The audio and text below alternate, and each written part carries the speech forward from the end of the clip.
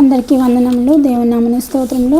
యెహోషువ గ్రంథము 21వ అధ్యాయము 43 నుంచి 44 వరకు చదువుకుందామండి. నేటి మన ధ్యానాంశము యెహోవా వాగ్దానం చేసినది నెరవేర్చును. యెహోవా వాగ్దానం చేసినది నెరవేర్చును. యెహోషువ గ్రంథము 21వ అధ్యాయము 43-44 వచనాలు చదువుకుందామండి. యెహోవా ప్రమాణం చేసి వారి పితరులకు ఇచ్చదని చెప్పిన దేశమంతయు ఆయన ఇశ్రాయేలులకు అప్పగించెను. వారు దాన్ని స్వాధీనపరుచుకొని దానిలో నివసించిరి. యెహోవా ప్రమాణం చేసి వారి పితరులకు ఇచ్చిన దేశమును ఇశ్రాయేలులకు అప్పగించాడు. ఎవరితో ప్రమాణం చేశాడు? వారి పితరులు అంటే ఎవరు? అబ్రహాము.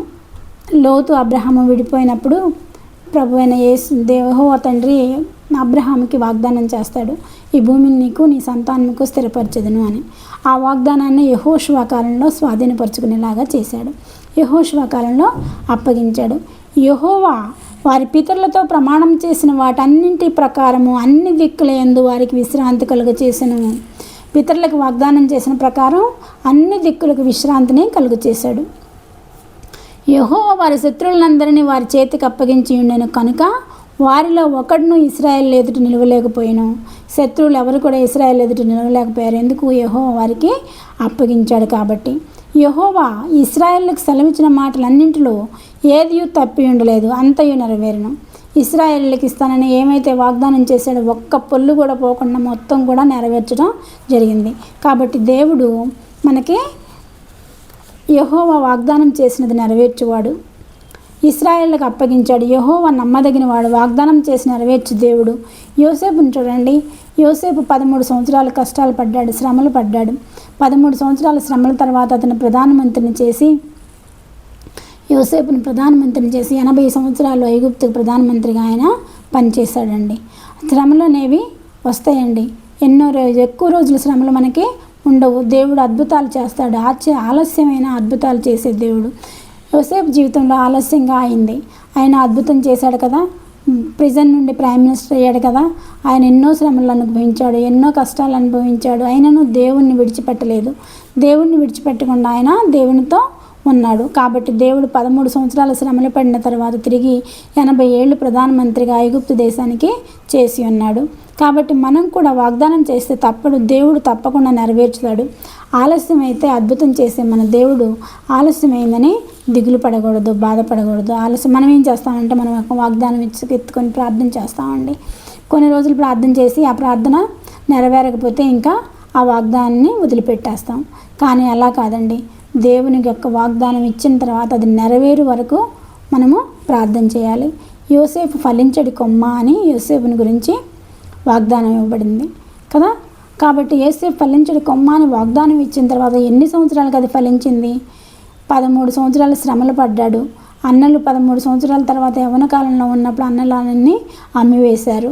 అమ్మివేసిన తర్వాత 13 సంవత్సరాలు కష్టపడిన తర్వాత ఆయనకి ఫలించడి కొమ్మగా ఆయన చేయబడటం జరిగింది. కాబట్టి శ్రమలు అనేవి మనకి ఆశీర్వాదాలకి కారణమండి. మనకి శ్రమలు వచ్చాయంటే మనకి ఆశీర్వాదాలు దగ్గరలో ఉన్నాయని అర్థం అండి. కాబట్టి శ్రమలు వచ్చినాయని, శోధనలు వచ్చినాయని మనము భయపడకూడదు, దిగులు పడకూడదు. దేవునికి ప్రార్థిస్తూ ఉండాలి. దేవునికి ప్రార్థిస్తూ ఉంటే దేవుడు తప్పకుండా మన వాగ్దానాన్ని నెరవేరుస్తాడు. వాగ్దానం ఎత్తి ప్రార్థించాలండి. వాగ్దానం ఎత్తి ప్రార్థించినప్పుడు గొప్ప వాగ్దానాన్ని మనకి నెరవేరుస్తాడు. గొప్పగా వాగ్దానాల్ని నెరవేర్చే దేవుడు మన దేవుడు.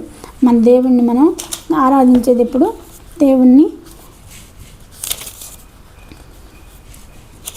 దేవుడు అద్భుతకరుడు, ఆశ్చర్యకరుడైన దేవుణ్ణి ప్రార్థించేటప్పుడు మనం యేసయ్యని ప్రార్థించాలి. ప్రార్థించేటప్పుడు మనం ఎప్పుడైతే వాగ్దానం ఎత్తి ప్రార్థిస్తామో అప్పుడు దేవుడు మన వాగ్దానాలకి నెరవేర్పు ఏర్పడతాడు. చూడండి, ఇక్కడ పాట పాడుకుందామండి. నీ దినములన్నిటా ఎవ్వరు నీ ఎదుట నిలువలేరని యెహోషువతో వాగ్దానము చేసినావు, వాగ్దాన భూమిలో చేర్చినావు. వాగ్దానము చేసినావు, వాగ్దాన భూమిలో చేర్చినావు. సర్వోన్నతుడా నీవే నాకు ఆశ్రయ దుర్గము.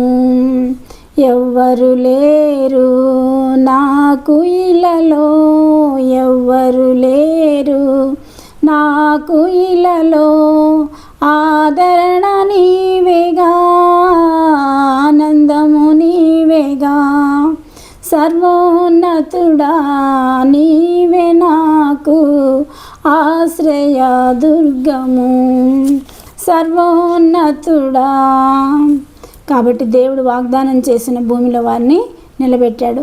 అబ్రహాంతో వాగ్దానం చేశాడు. యెహోషువ కాలంలో వారిని వాగ్దాన భూమిలోకి నడిపించాడు. వాళ్ళని అక్కడ స్థిరపరిచాడు. శత్రువులందరినీ అణగదొరికేశాడు. శత్రువులందరూ వారి మధ్య నిలవకుండా త్రోసివేశాడు. కాబట్టి మనం కూడా వాగ్దానం ఎత్తి ప్రార్థించినట్లయితే మన వాగ్దానాలను ఆయన నెరవేరుస్తాడు.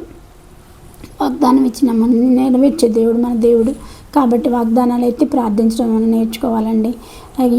నీకు ఒకవేళ అప్పిచ్చేవానిగా చేస్తానని వాగ్దానం వచ్చిందనుకోండి, ఆ వాగ్దానం ఎత్తి ప్రార్థించాలి. ప్రార్థించి ఇప్పుడు కాకపోయినా కొన్ని రోజుల తర్వాత అయినా తప్పకుండా వాటిని అప్పిచ్చేవానిగా దేవుడు చేస్తాడు. దేవుడిచ్చిన వాగ్దానాన్ని తప్పకుండా నెరవేరుస్తాడు. దేవుడిచ్చిన వాగ్దానాన్ని ఎత్తిపెట్టి ప్రతిరోజు ప్రార్థించినట్లయితే, మనం అందరం వాగ్దానం ఎత్తి ప్రార్థించి వాగ్దానాల నెరవేర్పు కొరకు ప్రార్థించినట్లయితే దేవుడు వాగ్దానం నెరవేరుస్తాడని కోరుకుంటూ ఈ చిన్న వాక్యాన్ని ముగిస్తున్నాను. చిన్న ప్రార్థన చేసుకుందామండి. సర్వశక్తి మిక్కిలి కృపగలన ఘనమైన యేసురాజా, మీ పాదములకు స్తుతులు స్తోత్రములు తండ్రి. అద్భుతకరుడా, ఆశ్చర్యకరుడా, నీకు స్తోత్రం నాయన. నువ్వు వాగ్దానం చేసి నెరవేర్చే దేవుడు ప్రభా. నువ్వు మాట్లాడిన వాక్యంకై నీకు వందనములు, స్తుతులు, స్తోత్రములు ప్రభా. నీవు అద్భుతకరుడవయ్యా, ఆశ్చర్యకరుడవయ్యా. మా జీవితాల్లో ప్రభా మాకు ఇచ్చిన వాగ్దానాలు నెరవేర్చి మీ నామానికి మహిమ, ఘనత, ప్రభావములు తెచ్చుకోమని కోరుకుంటూ మా ప్రభును నీ ప్రియకుమారుడైన యేసుక్రీస్తు నామమున అడుగుచున్నాను తండ్రి. ఆమేన్.